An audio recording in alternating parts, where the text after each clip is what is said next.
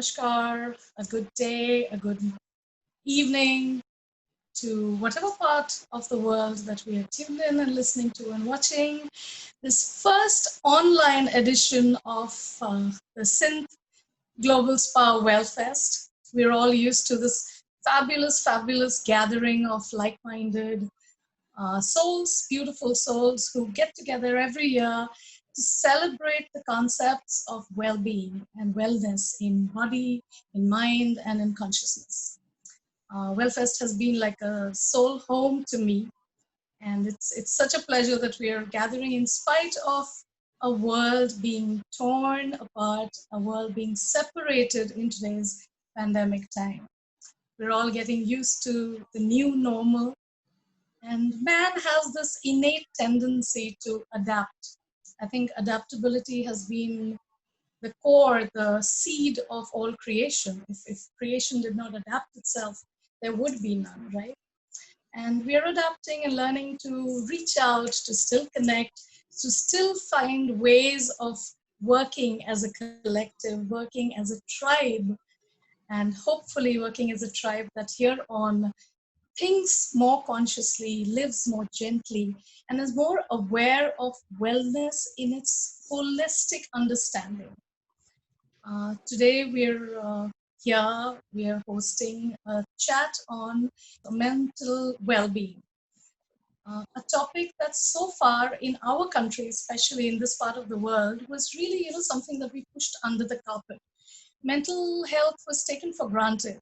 Anything to do with addressing a mental health issue was considered pagalpan, lunacy, or something that you kind of spoke about behind closed doors. Asking somebody to even reach out for help regarding any mental ill ease or dis-ease in the mind was considered like taboo for the family. They would say, "Oh, are you telling me that my kid is crazy?" Those times are changing, and it gives me great pleasure to welcome first and foremost the lady, the gorgeous Sheeba Akashdeep, who is of course a very well-known face on the screens, but also a yoga exponent. And we'll be chatting with her about the aspects of yogic understanding of mental well-being and mental health. Dr. Manoj Kumar, he's the clinical director at the Mental Health Action Trust. And the whole aspect of Action Trust is very intriguing for me. The minute I was given this, and I said, no, this is going to be an interesting conversation. So, Sheeba, with your permission, I will begin with Doctor here. Because let's understand, because, you and I am Anoopama Mukerjee Lohana, a sound and energy alchemist, a sound therapist, a meditation mentor, and breathflow mentor. So we're dealing with a lot of mental health from that aspect. You and I, Shiva, come from a very energetic, very yogic tradition. But before we go into that part of the healing, I think let's leave the floor open to Dr. Saab to actually understand this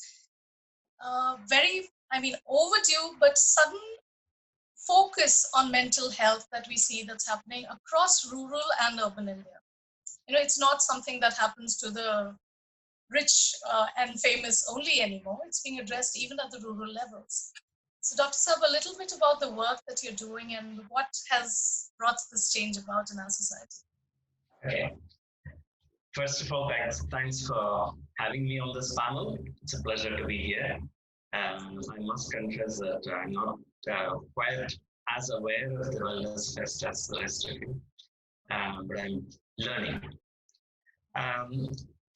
There are several aspects to the questions that you posed. The first thing is that, like physical health, there are various aspects of mental health and mental well-being. And one extreme angle to look at it is the angle of mental illnesses. And traditionally, that viewpoint has skewed our understanding of mental health, and hence all the problems that you alluded to. the stigma associated with anything that starts with the word mental, and so on. But it's a bit like the metaphor of the blind men and the elephant. We all come at it from different points of view, and each of our points of view is valid and goes on to make the whole. Now, if you look at the history of all this, we have moved a long way forward, slowly perhaps, but we have come a long way forward. Now, the history is skewed, as I said, in terms of our attempts to understand lunacy or mental illness or pagalpan, as you said. And that's a dark history of incarceration, abuse, institutions, discrimination, marginalization, and so on. But in the last 250 years, we have moved forward mainly because of our better understanding of the human psyche. And let's face it, the availability of medicines, which has made the treatment of the extreme forms of mental illness possible. But the awareness of mental issues, mental health, has not really kept pace with that. And as you say, this global pandemic, quite unexpectedly, has forced us to begin to reflect upon our own mental health. It's an unprecedented event. There have been previous pandemics, but those days the world was, shall we say, smaller and more isolated.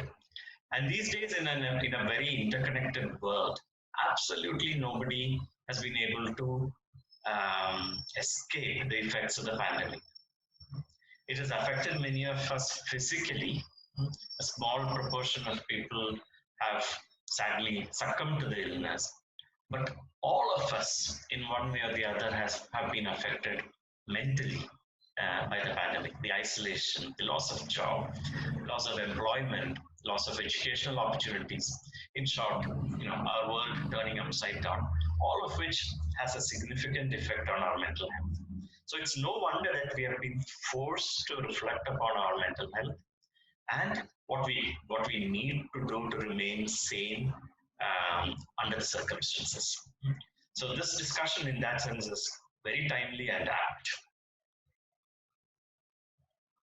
In fact, I think mental issues at all levels, whether it is the migrant who is, who has struggled and gone back to the village and has no clue about what tomorrow holds for him or her, Yeah. or whether it is people who are so used to, to many it would sound frivolous, but to say that those who are used to having a very active social life and partying and traveling abroad, you'll be surprised, Dr. Sab, about how many people are just broken by the fact that they've not been able to go on their annual vacation abroad. Okay?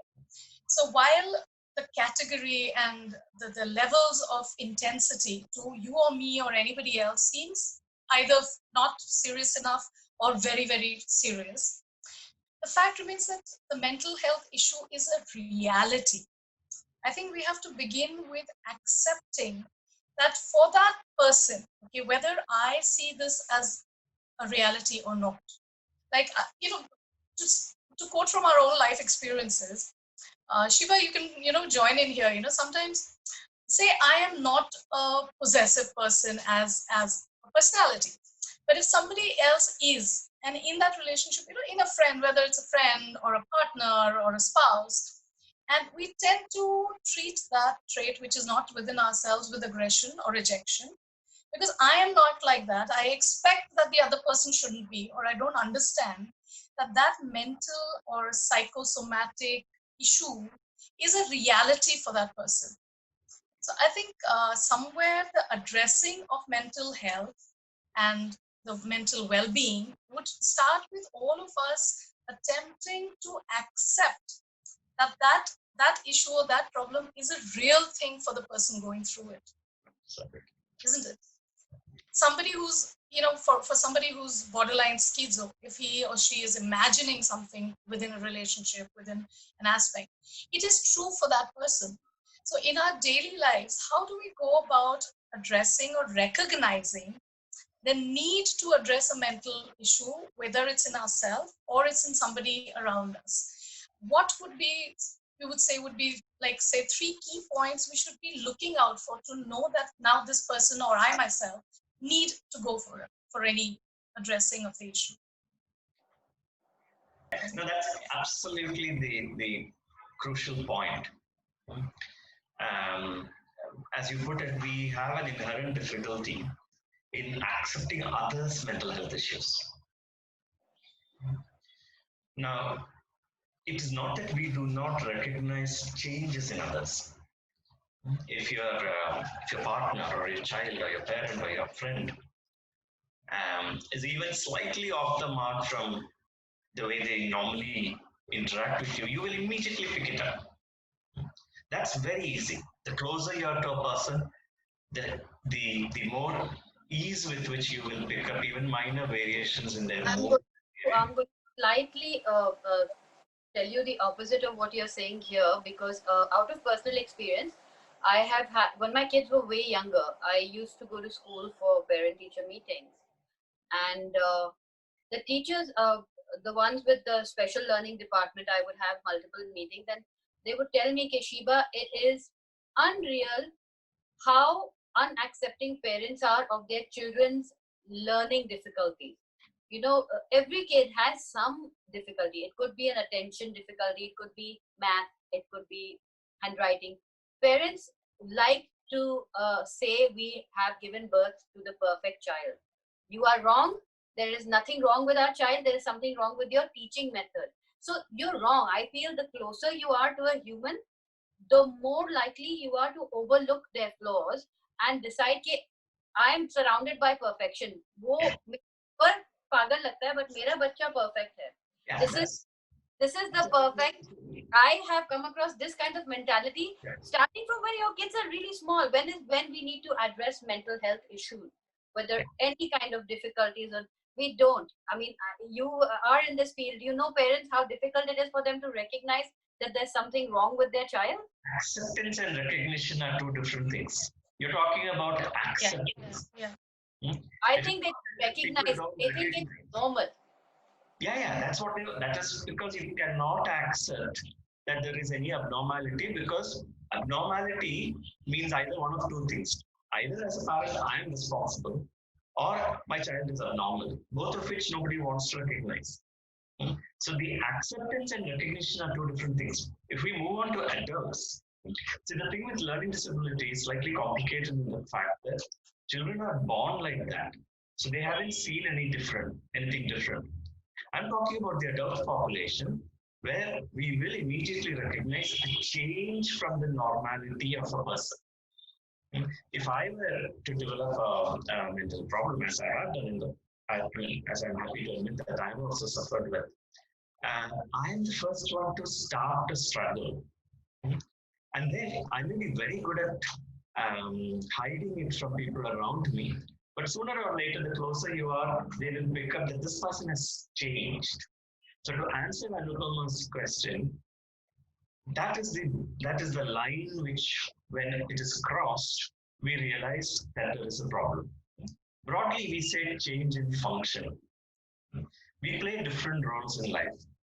At work, you will play a role as an employee or an employer. You have friends, you have a family, you have different roles in life. At home, you will play a certain set of roles. And overall, a problem becomes significant the more areas of your life are beginning to be affected.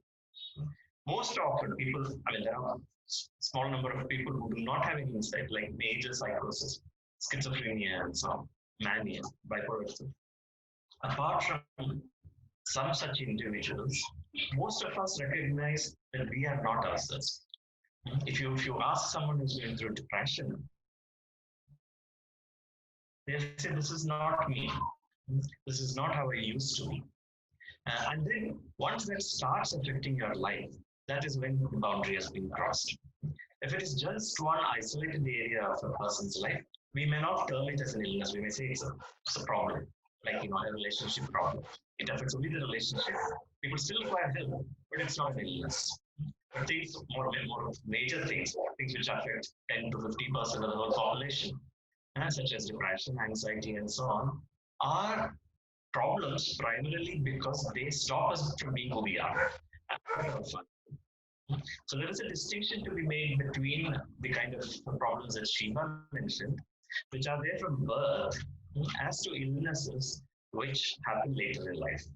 But the key is the changes that stop us in being who we are, that stop us from being fulfilled, from being happy, from playing out our various roles in life.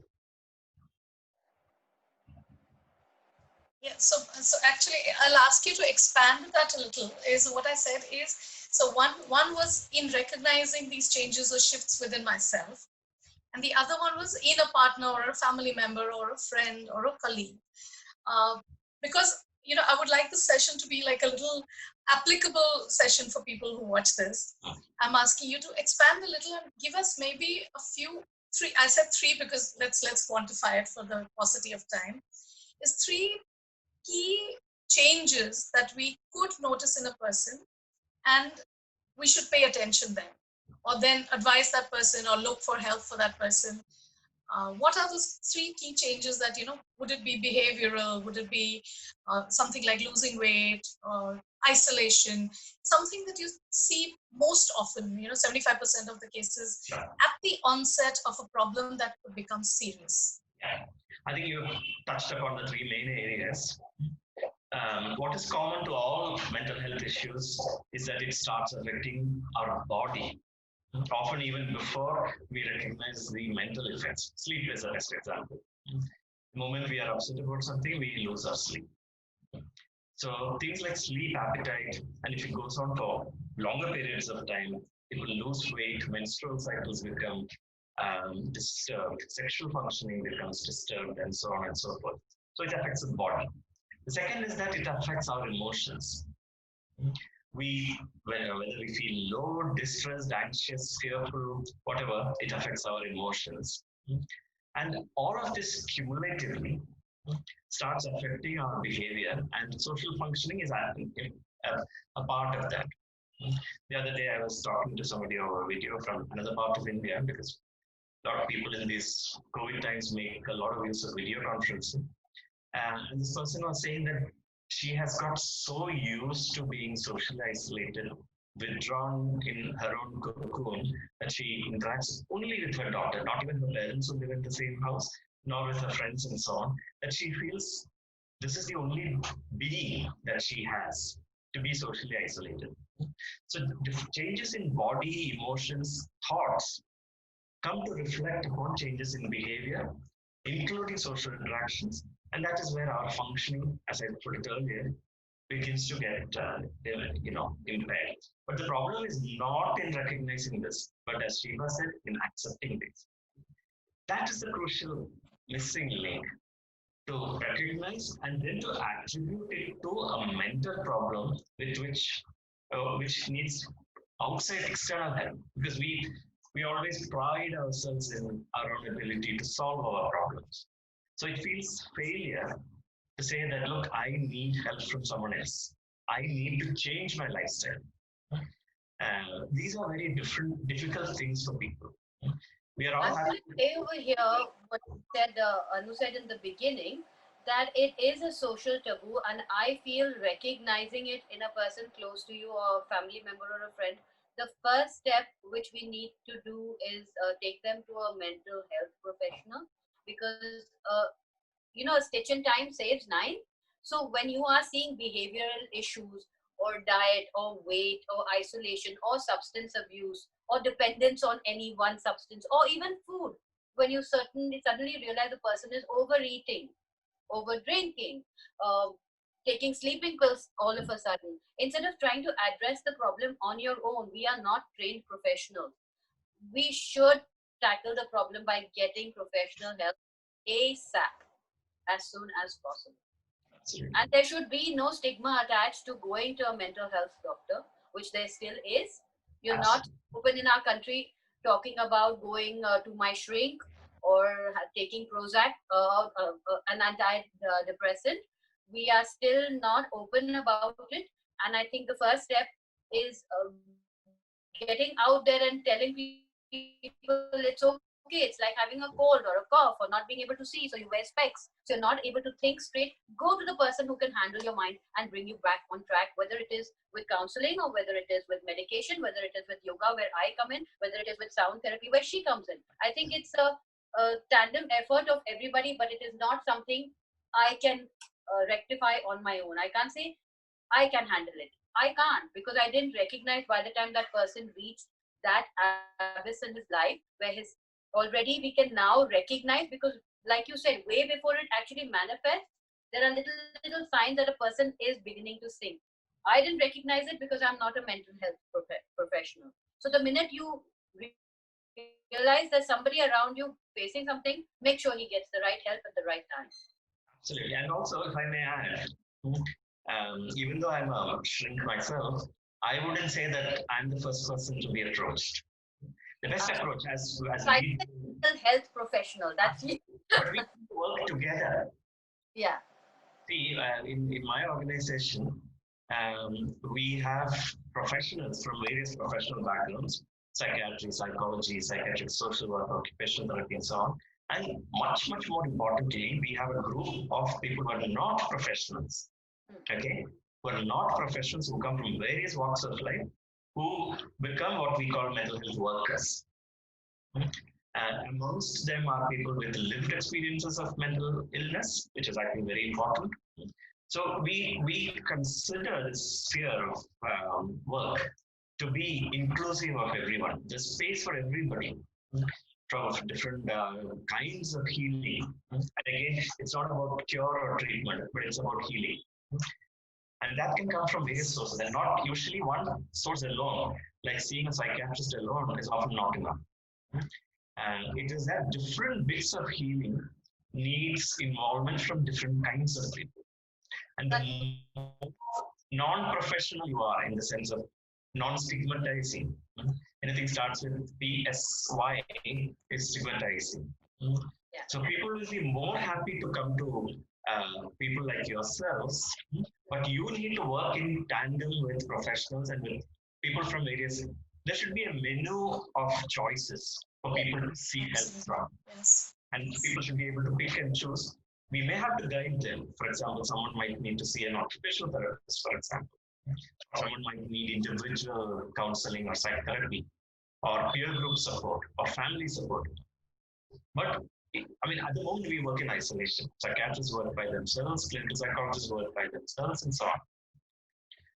But we need to combine forces and offer people choice. Make an integrated, yes, an integrated holistic approach.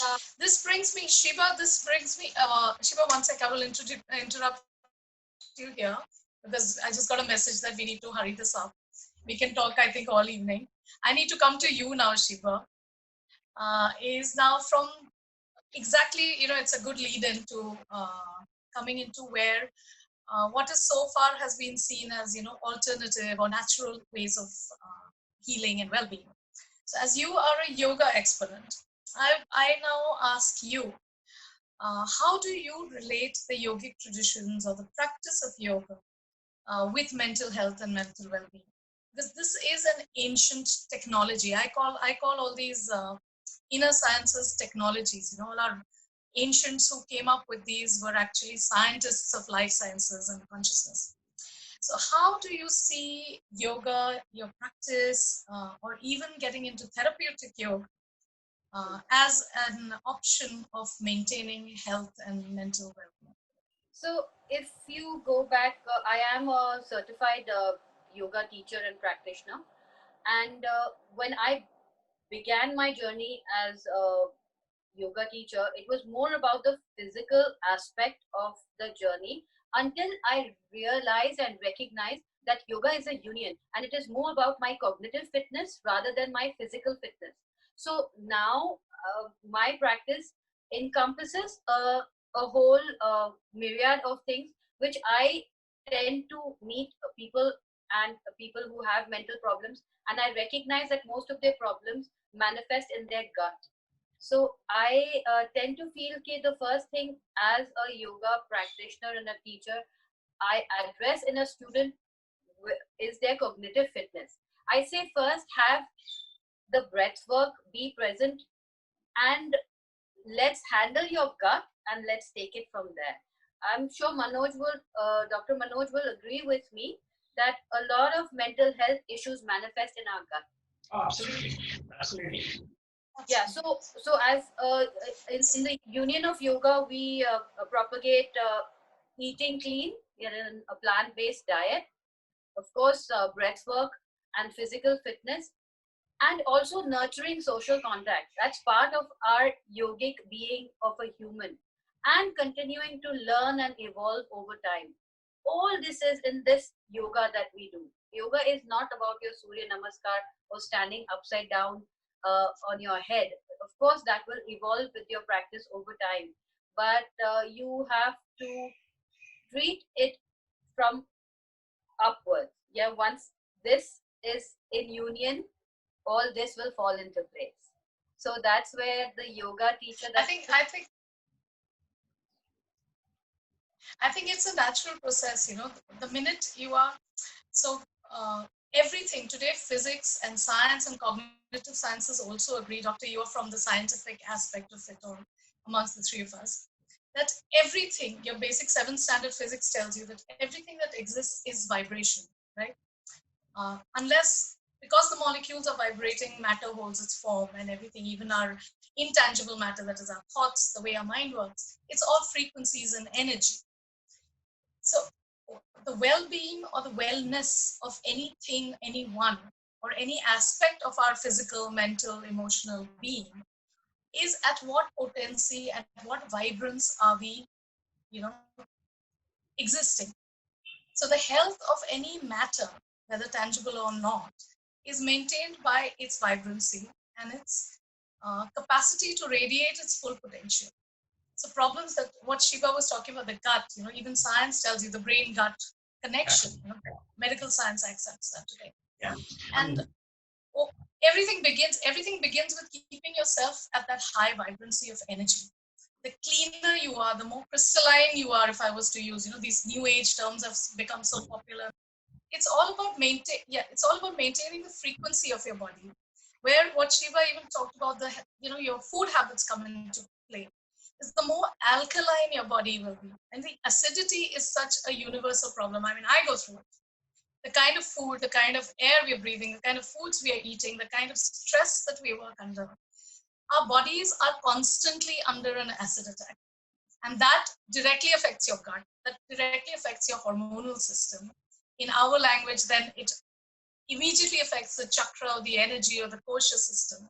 And that's where all the disruption happens. So even the recognition of balance between the physical and the mental is going away from us. We do not see ourselves as one whole being. We see the body and then we see the mind from a distance point of view. And energy doesn't seem to exist in most cases. So being present and being centered to all aspects of your life. I think a mentally adjusted person, Dr. and Shiba, correct me if I'm not on track, is a well-adjusted person would be somebody who is in sync with her or his whole being totality. This is a term that I like to use. It's the being totality. That my physical body, which is the vessel for the physicality of my wellness, that holds the mind and emotion. Then the mental body, that is the mind and emotions. And then the energetic body. The whole amalgamation of that makes me. That's how we address it with sound or with breath work. Is we just sound, energy, frequencies have a tendency of mirroring each other. So if something is out of sync and a synchronized or a balanced sound or energy is played near it, this will pick it up, right? Again, I'm saying physics, I'm not even talking spirituality.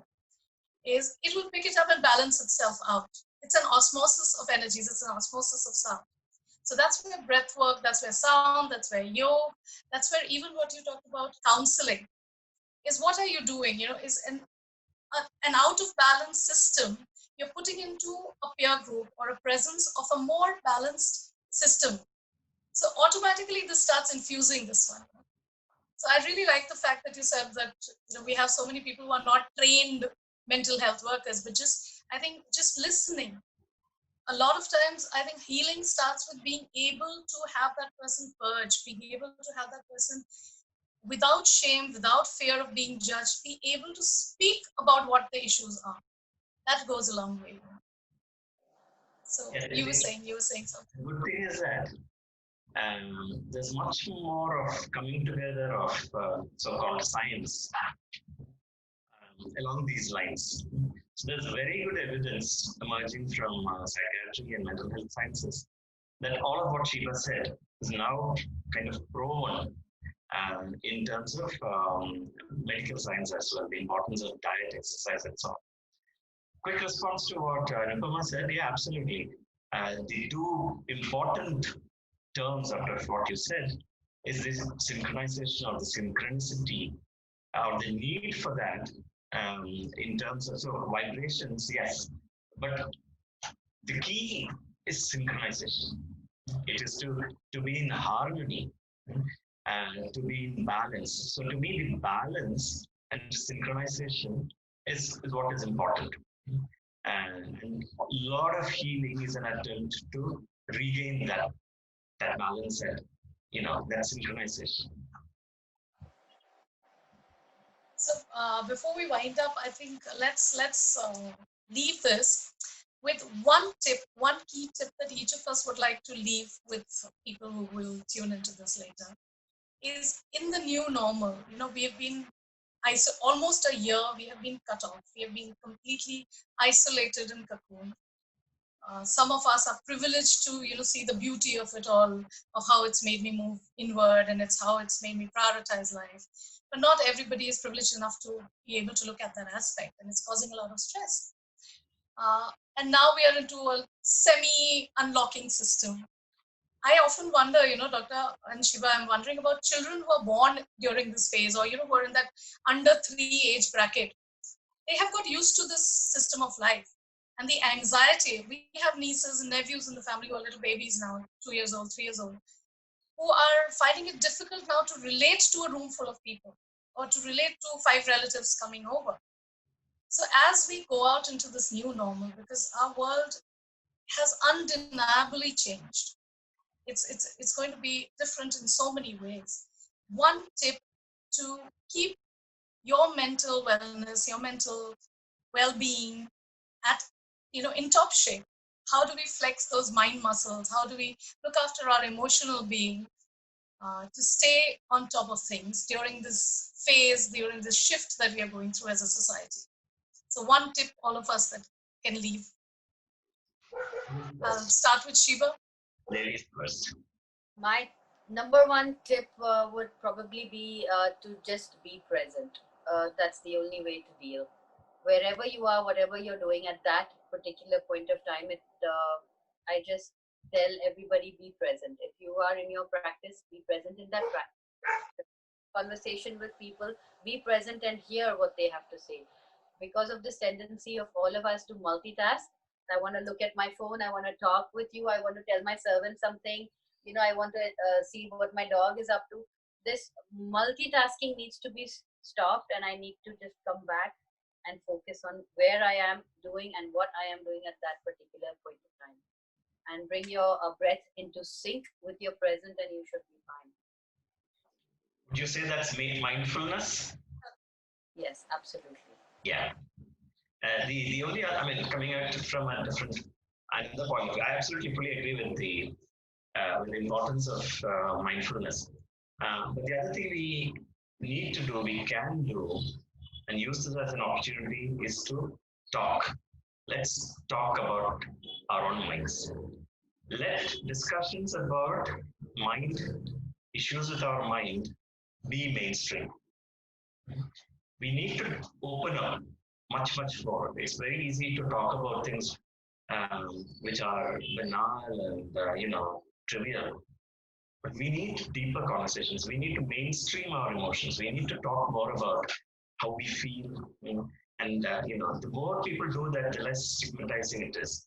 The more people like yourselves, celebrities, actors, um, talk about your own mental health issues, the more mainstream it will become. And the most, that is what encourages others to come out. Me talking is of no use because I'm seen as part of the system. But the moment someone else talks about my work, I get a spate of phone calls saying, "Can you help? Can you help?" Because authentic, we are discredited in many ways. And but people like yourselves, people who are well known and people who are looked up to, people whose blogs are read, whose YouTube channels are subscribed to, please talk about mental illnesses, your own mental health. Let's break the taboo. Let's mainstream mental health conversations. Awesome. So, summarizing this from the two lovely souls here, Sheeba said mindfulness and presence. Doctor said making this mainstream. What I would probably add to this little cauldron of suggestions is slowing down the process of your processing life. We tend to, we've been programmed, we've been trained from very early, our generations have been trained from very early to perform, to analyze, to dissect everything into, little things that make sense to the logical mind and perform at highest capacity. Even with little children, there's this constant, the minute they start going to kindergarten, parents start, beta naach ke dikhao, beta poem bol ke dikhao, beta ye karo. We put ourselves, we put those who are, nurtured by us, around us, under so much of performance pressure and benchmarks. I think my little contribution to this conversation would be that slow down the pace of processing life for yourself and for those around you, and accept the flow of life. Sometimes, allowing things to take shape as they do without having to control everything in life would would bring about a sense of balance, would bring about a sense of peace, a calm, and acceptance that is so necessary. And I think we are learning that, the more we are being made to stay at home, it's like being sent to the room. Parents used to punish us. Room mein jaake baitho and think about things that you've been doing wrong, and when you repent, you come out. So Mother Nature, collective consciousness, super consciousness, whatever we call it, has done that with the whole tribe of man. Sent us back to our rooms to think about how we've been living. And because we're talking about mental health, mental wellness, I will sum it up as we need to start functioning as a collective. We need to be gentler with our interactions with those around us. We need to be gentler with our interaction with the self. That we become more of a collective, because that is the only way forward. We've been saying that the new age, the new shift and everything, but love, understanding, acceptance, and working together as a community that we are is what is going to define the age that is coming. So thank you so much, Dr. Saab, for taking time and for bearing with the delays. And Sheeba, lovely to have your perspective. And I think we'll do some more sessions, especially, by you all on mental health, on realigning with the new normal and everything later sometime. And thank you so much. Thank you. Those who are watching, I hope it was meaningful. I hope it was helpful. And we're always there. You can find us through our various social media. We're always available. The GlobalSpa family is always there to make sure that your wellness at body and mind and emotion and consciousness is always shipshape. Thank you and goodbye for now. Bye-bye.